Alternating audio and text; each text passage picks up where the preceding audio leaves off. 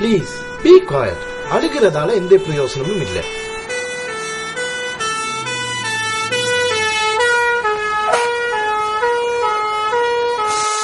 Please, try to understand me. தமிழங்க படியா நான் உங்களுக்கு உதவி செய்ய பாக்குறேன். எனக்கு தெரிய வினோத்ங்கிற பேர்ல இந்த ஹாஸ்பிடல்ல வந்து யாரும் அட்மிட் ஆக இல்ல. எதுக்கும் மோச்சர்ல போய் பாருங்களேன். அங்கதான் ஒரு 2-3 பாடிஸ் வந்தது. நாங்கள் என்ன செய்யறது? ரமேஷ்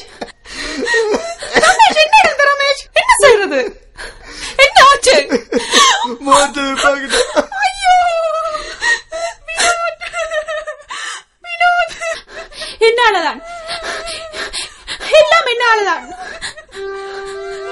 நான் அப்ப அவர் எனக்கு பொருத்தமான துணியா இருப்பாரு நினைச்சனோ அப்பவே விதி விளையாட ஆரம்பிச்சுட்டு என்னுடைய எழுச்சேவாய் குற்றம் அவரை பறி வாங்கிட்டு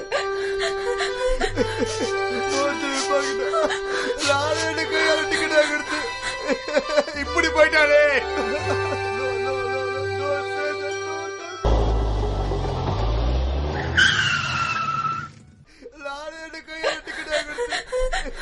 இப்படி போயிட்டாலே.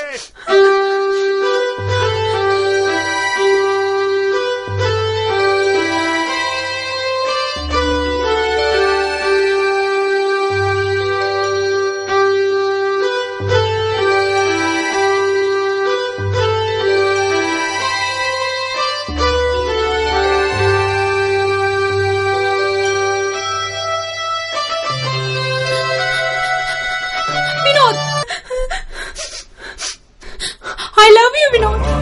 I love you. I love you, Vinod. I love you. I love you. I love you.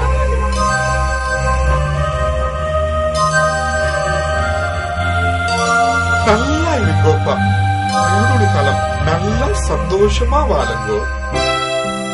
இதோ இதுவரை உங்கள் முன் ரகசியமாய் சிநேகித்தவர்கள் இன்று முதல் என்றென்றும் ஒருவருக்கொருவர் உறுதுணையாய் நேசிப்பர். இந்த புதுமுகங்களை இனியும் உங்களால் மறக்க முடியுமா?